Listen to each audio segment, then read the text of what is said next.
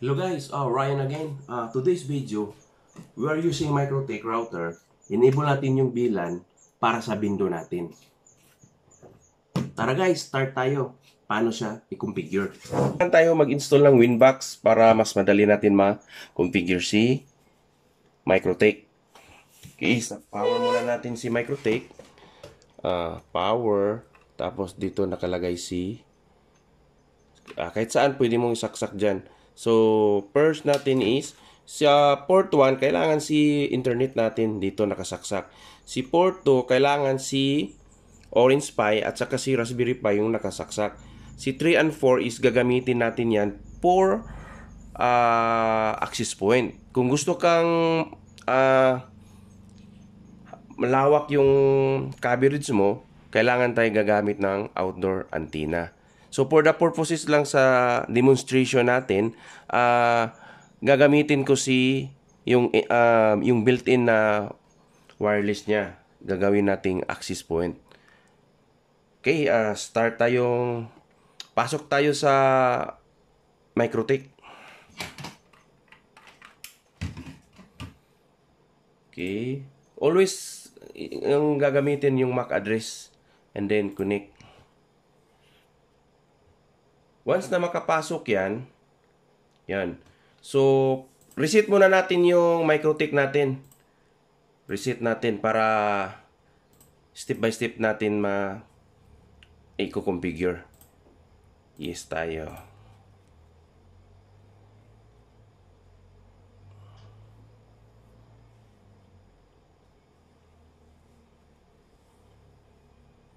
So, hintayin natin na ma-disconnect siya. Or i-disconnect natin si MikroTik.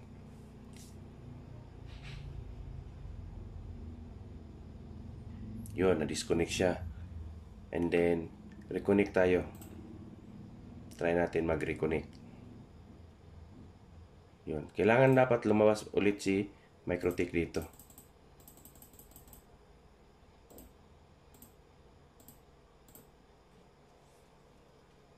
So, hintayin lang natin siya guys na lumabas.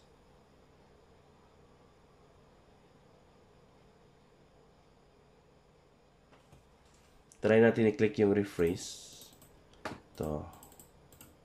Yun, lumabas na si MikroTik. MAC address pa rin yung i-click natin guys para yung MAC address yung gamitin niya to connect. So, click natin yung connect.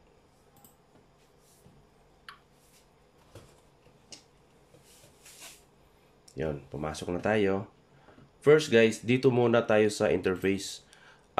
Yung ginagawa namin, nilalagyan namin to ng mga, yung purpose ng port na yan. So, for example, ISP. Oh, sorry. ISP. Okay. Ethernet to is si OPI or si Raspberry Pi. Si OPI at saka si Raspberry Pi. Ito yung mga mini PC.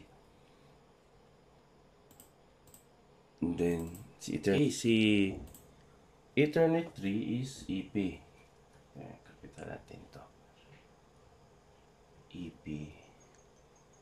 Apply. Okay. Si Ethernet 4 same pa rin, access point pa rin. And then, enable natin si wireless. Sabihin natin to access point.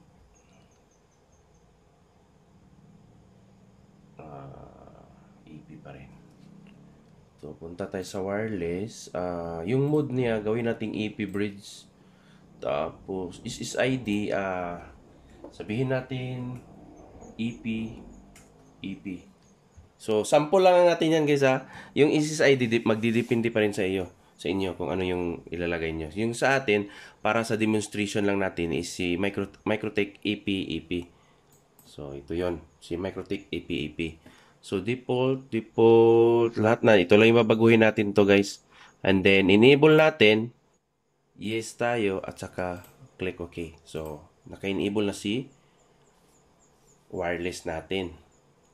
So, second na i-configure natin is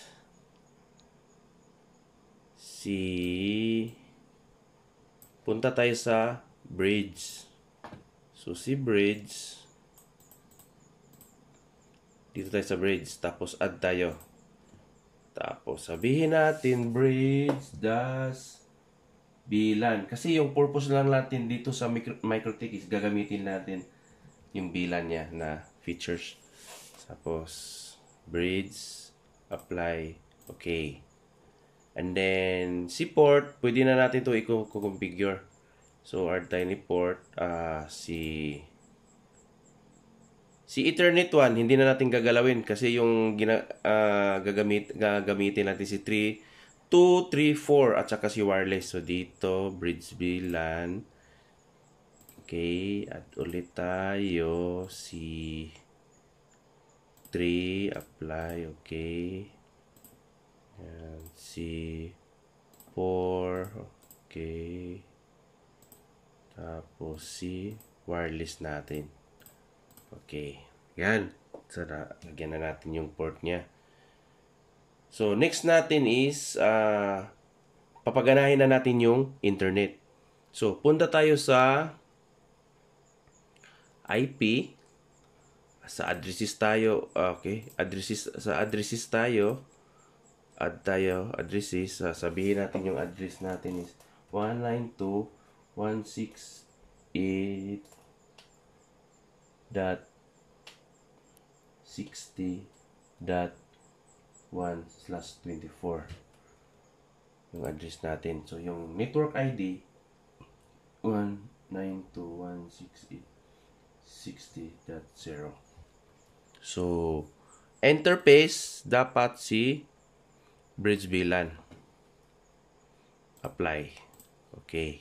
So meron na tayong address. Minimize para natin to guys ha. Ito yung dito. Yan si bridge tapos si addresses. So tapos na tayo ni addresses. Punta tayo sa IP DHCP client. So add lang tayo. Tapos si Ethernet 1 yung gagamitin, si ISP. Apply. So, nakalimutan. Pag gray siya guys, in meaning, naka-disable yan. Hindi natin na-enable. Enable muna natin. Yun, naka-enable na siya. So, pagkatapos ni DHCP client, yan, si DHCP client, tapos na tayo. Rinse muna natin para makikita natin. So, punta tayo sa IP, tapos si DHCP server. Si DHCP server guys, pwede natin, kung gusto mong i-manual dito at click ka lang dito ng itong plus sign, ma-manual mo yung configuration niya. Pero kung gusto kang naka-automate na, dito tayo sa DHCP setup. So, bridge pa rin yung gagamitin ng interface. Next.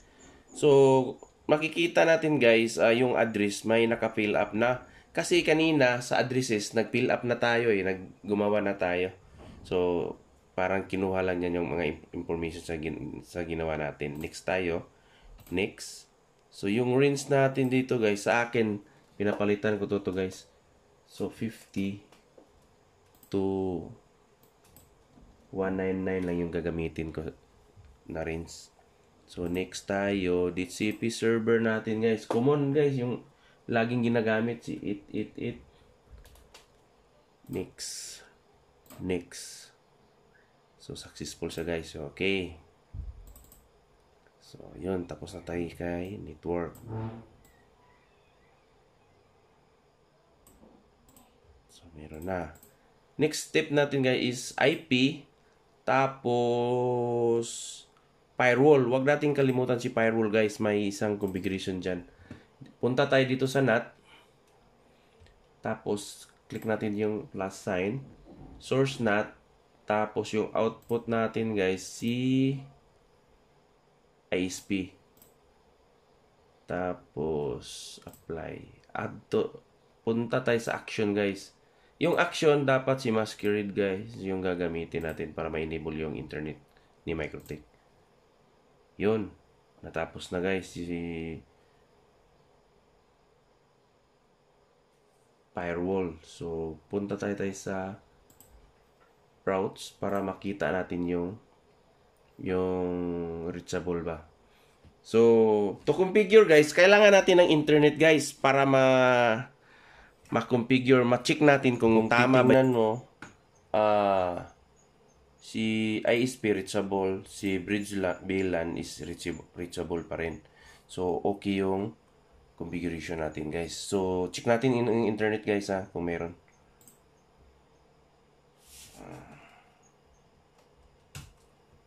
Yun, may internet tayo, guys, na lumabas. So, it means, tama yung setup natin. Yun, YouTube. Yun, meron pa.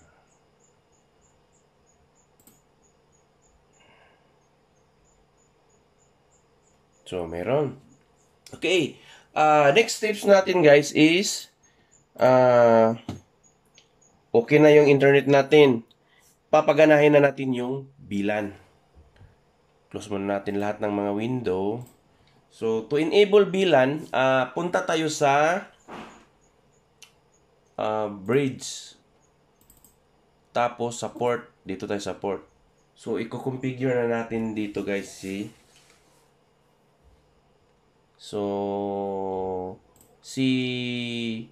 Ethernet 1, si Ethernet 2, hindi na natin gagalawin yan. Hindi natin lagyan ng tagging yung ID ng bill ko natin. So, dito tayo sa EP. Tapos, punta sa B. Lagyan natin 999. Yung 99, guys, yun yung bilan tag natin na nilagay dun sa window natin. Katulad ng LPB, yung 15.3 na version. So, lagyan natin ng doon sa interface, tapos piliin mo yung bilan. Yun. So, yung sa baba, may tag ID doon. So, doon mo ilagay yung 999. So, apply. Tapos, same pa rin kay access point natin na Ethernet 4, 999. Same din kay wireless, 999. Itatag natin sila. Apply. Okay. Yun. Tapos na tayo sa port na nilagyan natin ng mga tag ID. Yung sa VLAN ID niya. So, punta tayo dito sa VLANs. Dito sa VLANs, click tayo ng add. Tapos, yung VLAN ID, si 999. Huwag natin kalimutan. So, itag natin si 2. Untag natin si 3, 4, and last is si wireless. So, 999 yung VLAN ID natin.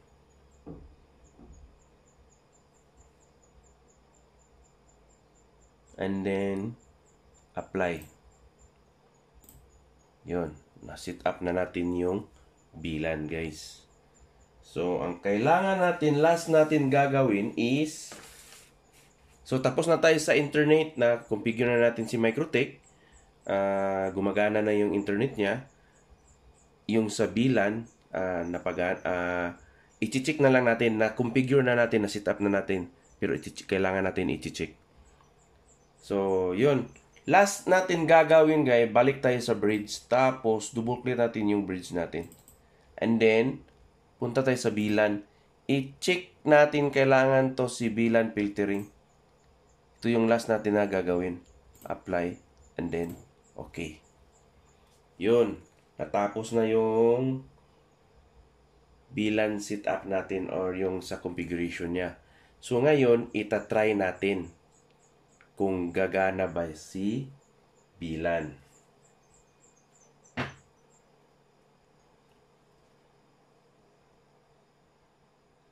So, i-connect natin si Si orange Pi natin guys. Wire.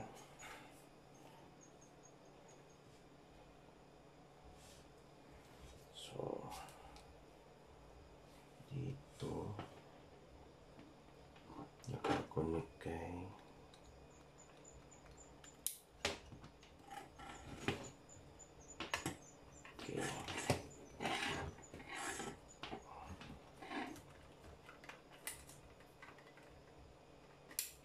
so, yun. Ito yung nakakabit.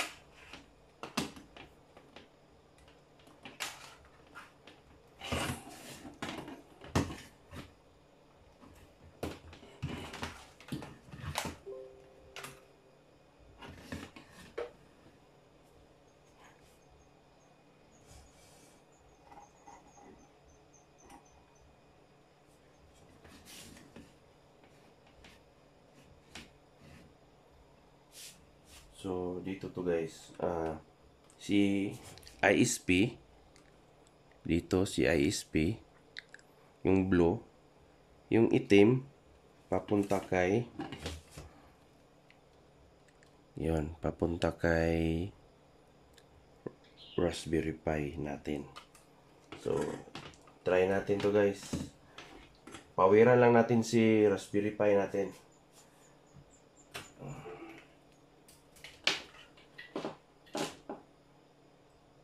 Wala tayong power supply.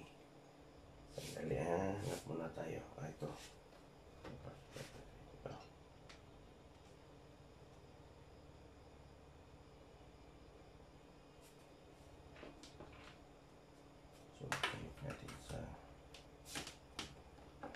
So, ito. Sasaksak natin. So, yung window naka-sit up dito guys, yung ginamit ko is si LPB 15.3 version. Kasi naka-enable na, may bilan option siya doon eh. So, ginamit ko to. Enable ko yung bilan niya.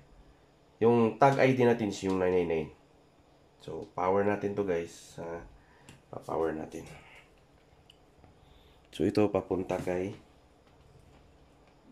tingnan natin.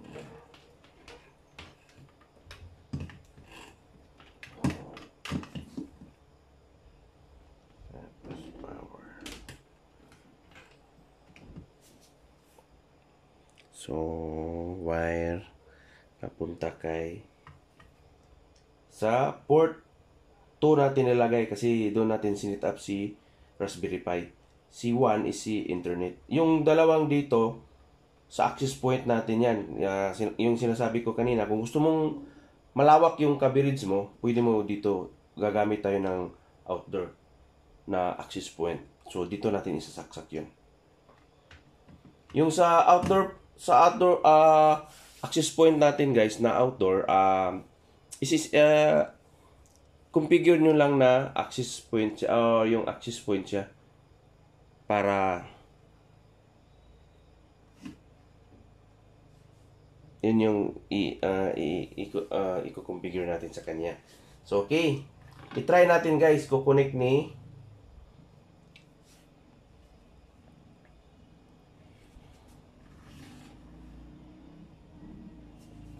so, yan. Ito yan. Ikita nyo. So, natandaan natin kanina yan. Yun si MikroTik EP yung access point natin na ginawa. So, power. Yun. So, repeat tayo guys. Si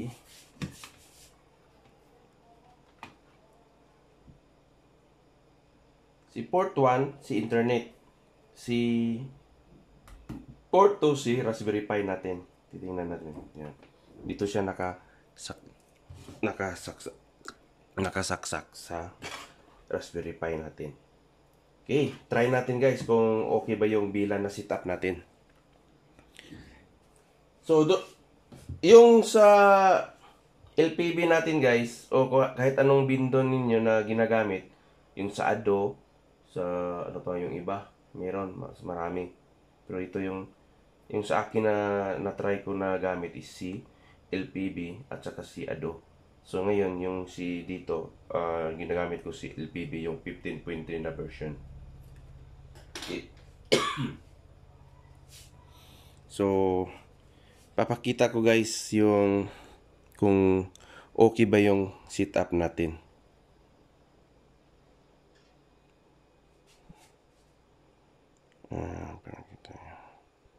Connect tayo sa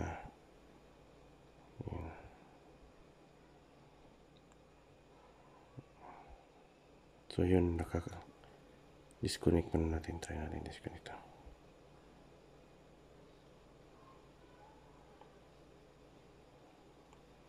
So connect tayo sa itong yung kanina Microtech EP. Wala. Yan, connect tayo guys. Yun, connected siya guys. So hintayin natin guys mag-reload siya. Yung sa browser natin. Yun. So okay yung setup natin. Napagana natin si VLAN. So try natin sa PC guys kukonek tayo. So punta tayo sa PC. Try natin sa PC guys.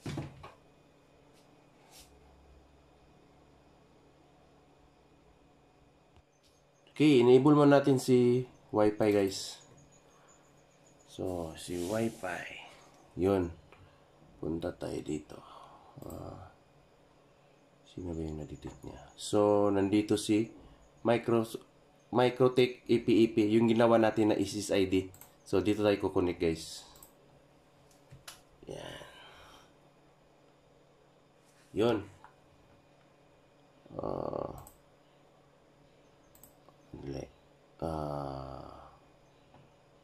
Connected tayo kang EP. So punta tayo sa browser guys tingnan natin kung papasok ba. Yun.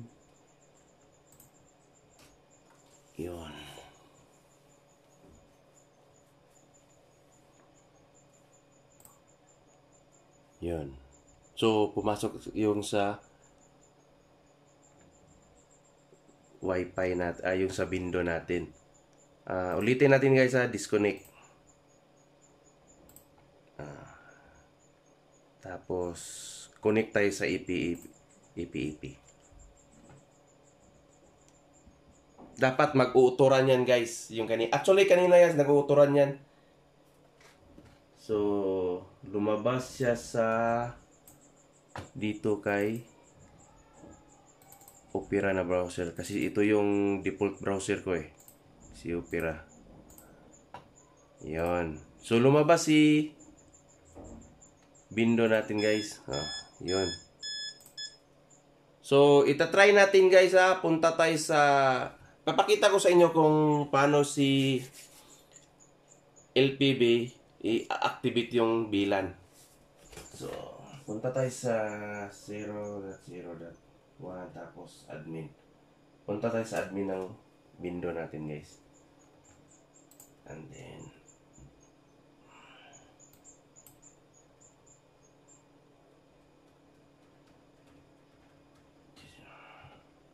sign in. Yun. Hanapin natin guys ang interface. Yun, si interface. Yun, dito guys. Yun, sinasabi ko kanina. Yung sa interface guys, yung kung hindi pa naka-activate, dito yan, access point yan nakalagay. Pero kung i-activate natin si VLAN, pipiliin natin si VLAN. Tapos, sa baba, yung VLAN tag ID. Nalala nyo kanina guys, 999 yung ginamit ko. So, yun yung nilagay ko dito sa window natin, yung sa LPB. Yon. Tapos pag nalagyan mo na yan, save natin yung changes. So that's all guys. Gumana na yung ang MikroTik natin na ginamit natin yung bilan niya para sa